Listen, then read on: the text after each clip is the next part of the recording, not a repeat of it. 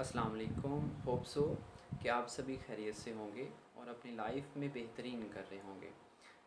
अच्छा, ऐसा है कि आज की जो वीडियो है इसमें हम 4 से 5 चीज़ें क्लियर करेंगे।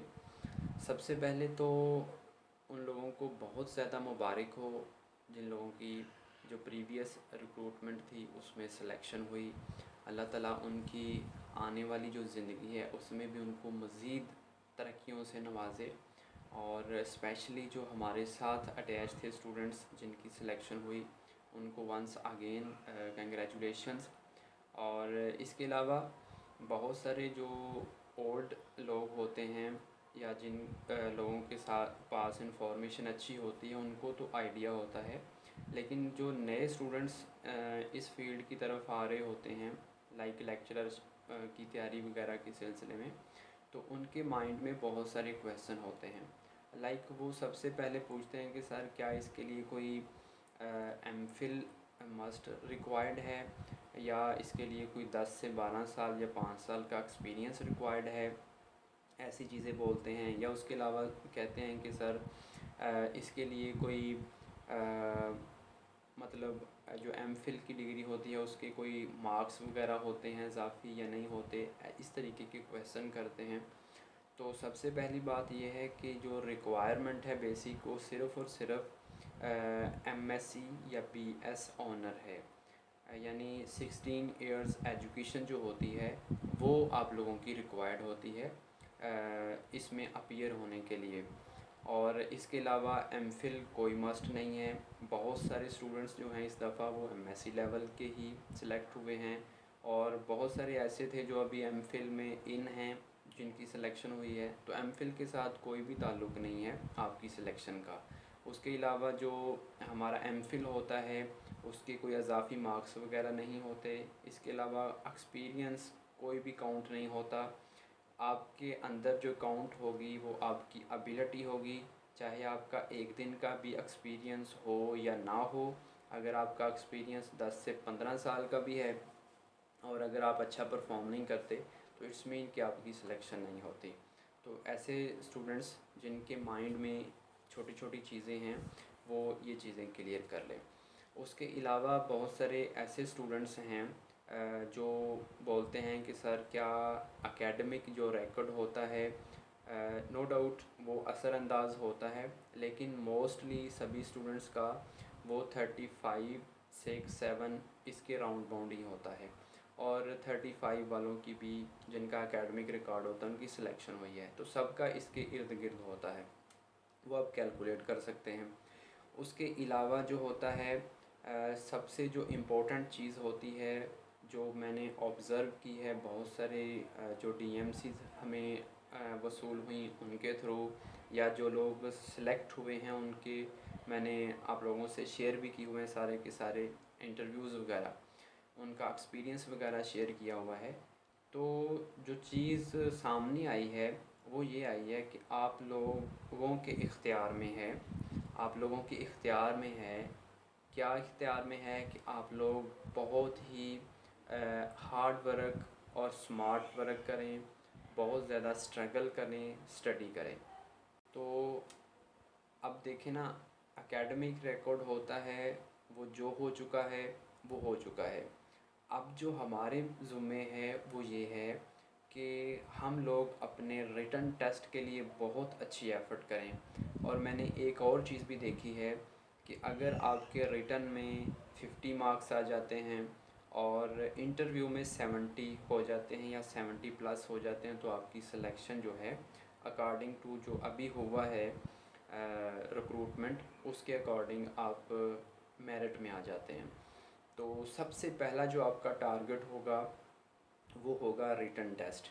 अब रिटन टेस्ट में 50 प्लस ठीक है, 40 प्लस 40 टू 45 वाली रेंज के भी लोग सिलेक्ट हुए हैं, 45 टू 50 की रेंज वाले भी सिलेक्ट हुए हैं, लेकिन उसमें उनके इंटरव्यू में बहुत ज़्यादा दूसरी तरफ चले जाते हैं, यानी 75 या 80 तक भी स्टूडेंट्स के इंटरव्यू में आए हैं। तो जो सबसे पहला फैक्टर है वो ये है कि वो आपके हाथ में है कि आपने रिटन में अच्छा परफॉर्म करना है। अब रिटन में अच्छा परफॉर्म करने के लिए होता है कि आप एक वेल डिसिप्लिन तरीके से स्टडी करें, बहुत ज़्यादा रेलेवेंट मटेरियल स्टडी करें। और मैं हमेशा अपनी वीडियोस में बोलता हूँ कि ठीक है, हम लोग, मैं जो हूँ आप लोगों को हेल्प करता हूँ वीडियोस की सूरत में, या नोट्स मैं प्रोवाइड करता हूँ, बहुत सारी गाइडलाइन प्रोवाइड करता हूँ। तो मैं हमेशा साथ साथ ये भी बोलता हूँ, और जितने भी हमारे स्टूडेंट्स जिनकी सिलेक्शन हुई उन्होंने भी इस चीज़ के ऊपर ज़ोर दिया कि आप लोग देखें, जो नोट्स मैंने बनाए हुए हैं, ठीक है, बहुत अच्छे बनाए हुए हैं, सब लोग उसको अप्रिशिएट करते हैं, लेकिन मैंने कभी भी ये नहीं कहा कि आपने सिर्फ़ उनके ऊपर ही मुनहसर रहना है। आपने क्या करना होता है कि ये समझ लें कि वो आपकी बेसमेंट है, बेस है। आपने खुद के नोट्स बनाने हैं ताकि वो अंडरस्टैंडेबल हों खुद को, और आपको फर्दर मटेरियल जहाँ से मिलता है वो आप उसमें कोट करते हैं, और एक ऐसे कम्प्रीहेंसिव नोट्स बनाते हैं जो कि लास्ट पे आप इजीली रिवाइज भी कर सकें शॉर्ट टाइम में। तो इसकी बनाने की स्ट्रेटजी यही होती है कि इंसान को जो लगता है कि मुझे ये चीज़ें आती हैं या बहुत ज़्यादा कॉमन होती हैं, उन चीज़ों को अपने नोट्स में लिखने की ज़रूरत नहीं है। कॉन्सेप्ट और फैक्ट्स को ज़्यादा से ज़्यादा अपने नोट्स में ऐड करने की कोशिश किया करें, यानी नोट्स खुद बनाएं। उसके अलावा आप अब स्टडी कहाँ से करनी है, मैं हमेशा बोलता हूँ कि आप लोग सनाउल्लाह साहब की किताबें, फ़िज़िकल और इनऑर्गेनिक, और ऑर्गेनिक मोहम्मद यूनस की, और एनालिटिकल जीडी क्रिश्चियन की, इनको स्टडी करें। पियर्सन की बुक्स बहुत अच्छी किताबें हैं, आप उनको स्टडी करें। इसके अलावा और भी कुछ कंटेंट होता है जो मतलब मैं स्टूडेंट्स को प्रोवाइड करता हूँ हमारे पेड सेशन के अंदर। तो ये सारी चीज़ें मिल के एक अच्छी चीज़ की तरफ हमें लेके जा सकती हैं। इसके अलावा ये है कि जो बुक आपको इजीली अंडरस्टैंडेबल लगती है वो आप स्टडी कर सकते हैं, ताकि क्योंकि बहुत सारी किताबें ऐसी हैं जिसकी लैंग्वेज इंसान को समझ नहीं आ रही होती एक स्टूडेंट को, तो वो अपनी समझ के तहत जो किताब उसको अच्छी लगती है यानी अंडरस्टैंडेबल है उसको फोकस कर सकता है। फिर सबसे इम्पोर्टेंट बात, एफएससी जब आपकी स्ट्रॉन्ग होगी ना, जितनी आपकी स्ट्रॉन्ग एफएससी होगी आप उतना अच्छा आगे जाके परफॉर्म कर सकते हैं। यानी जब आप बीएस लेवल की, बीएससी लेवल की किताबें पढ़ेंगे तो आपको फिर बहुत ज़्यादा आसानी हो जाती है। उसके अलावा जो है 17 से अपना बैच नंबर 8 जो है वो स्टार्ट करने जा रहे हैं, जिसमें स्केजुअल वगैरह मैंने सारे ग्रुप्स में शेयर किए हुए हैं, क्या क्या हम चीज़ें करते हैं उसमें सारा कुछ शेयर किया हुआ है। लेकिन बहुत सारे स्टूडेंट्स का एक क्वेश्चन जो कॉमन होता है, मैंने पहले बैच से लेके अब तक सारे के सारे जितने भी सेशन कंडक्ट किए हैं मैंने रिकॉर्डेड वीडियोस प्रोवाइड किए हैं। अब रिकॉर्डेड वीडियोस प्रोवाइड करने का पर्पज़ ये होता है कि एक तो स्टूडेंट्स अपनी मर्ज़ी के साथ जब चाहें उनको सुन सकते हैं, और दूसरा ये होता है कि लाइव क्लास के बहुत सारे इश्यूज़ हैं, टाइम मैनेजमेंट स्टूडेंट्स का, फिर उसके अलावा नेटवर्क के इश्यूज़ हैं, लाइट के इश्यूज़ हैं, तो बहुत ज़्यादा डिस्टर्बेंस होती है। और उसमें लाइव क्लास में मैं समझता हूँ कि उतना कंटेंट जो है वो हम कवर नहीं कर पाते। तो लाइव के लिए हम आपके साथ 24 घंटे अवेलेबल होते हैं व्हाट्सएप ग्रुप में, आप जब चाहें क्वेश्चन कर सकते हैं। तो वो जो हमारी वीडियो होती है एक चैप्टर के ऊपर एक, उसमें हमने अल्हम्दुलिल्लाह अच्छी खासी मेहनत की हुई है और बहुत अच्छा कंटेंट हमने दिया होता है। तो स्टूडेंट्स उसको बार बार भी सुन सकता है, उसको स्पीडली भी सुन सकता है, तो अपनी मर्ज़ी से उसको सुन सकता है। फिर हमारा ये जो सेशन होता है टोटली ऑनलाइन होता है, और बहुत सारे स्टूडेंट्स कंटेंट के बारे में पूछते हैं, तो कंटेंट जितना हमने स्केजुअल किया हुआ है इतना ही होता है। इसके अलावा इसकी डिटेल्स हैं, जितनी आप स्टडी करते जाएंगे आप बेहतर होते जाएंगे। और उसके अलावा टेस्टिंग का जो तरीक़ेकार होता है वो यही होता है कि हम यानी जितने भी टेस्ट होते हैं पीडीएफ फाइल में ग्रुप में सेपरेट शेयर कर दिया जाता है, और जैसे ही टेस्ट होता है तो उसका की भी प्रोवाइड हो जाती है। उसके अलावा जितने भी क्वेश्चन आप लोगों के होते हैं व्हाट्सअप उस ग्रुप जो स्पेसिफिक हमारा ग्रुप होता है उसमें आप लोगों को आंसर 24 घंटे हम अवेलेबल होते हैं जहाँ पे आंसर करते हैं। तो 17 से स्टार्ट है, तो आप उसमें रजिस्ट्रेशन करवा लें जो भी लोग भी इंटरेस्टेड हैं। और देखें ऑनलाइन जो सिस्टम होता है ना, उस पे बहुत सारे स्टूडेंट्स को इश्यूज़ होते हैं, यानी ट्रस्ट करने के इश्यूज़ होते हैं कि ये कहीं फ़ेक तो नहीं है, या फिर ये फ़ीसें ले लेंगे हमसे तो कोई होता है ना, बहुत सारे लोग ये काम कर रहे होते हैं, तो फ़ीसें तो ले लेते हैं लेकिन वो प्रॉपर एंड तक लेके नहीं जाते।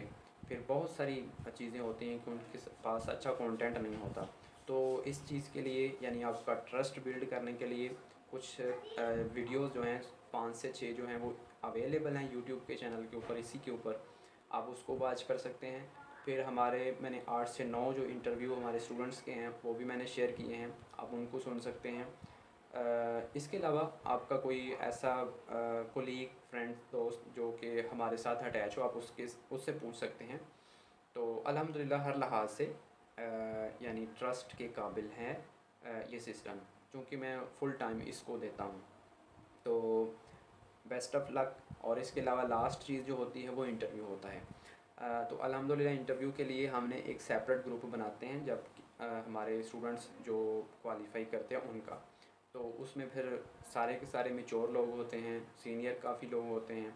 तो उसमें फिर हम इंटरव्यू के लिए भी गाइड करते हैं। और जैसे जैसे, और इस दफ़ा जो जितने भी हमारे ग्रुप्स में थे उनको बहुत ज़्यादा इस चीज़ का फ़ायदा हुआ कि जैसे ही कोई स्टूडेंट पेपर दे के आता था, इंटरव्यू दे के आता था, तो वो अपना एक्सपीरियंस शेयर करता था। और स्टूडेंट्स ऐसे भी हमने देखे कि उन्होंने वो सारे क्वेश्चन नोट किए और उन्हीं को वो दोबारा रेडी कर लेते थे, और बहुत ज़्यादा उस ग्रुप के थ्रू हेल्प हो जाती है। यानी इंटरव्यू के लिए भी आपको प्रॉपर गाइडेंस और आपकी क्वेश्चन आंसर के थ्रू तैयारी हो जाती है।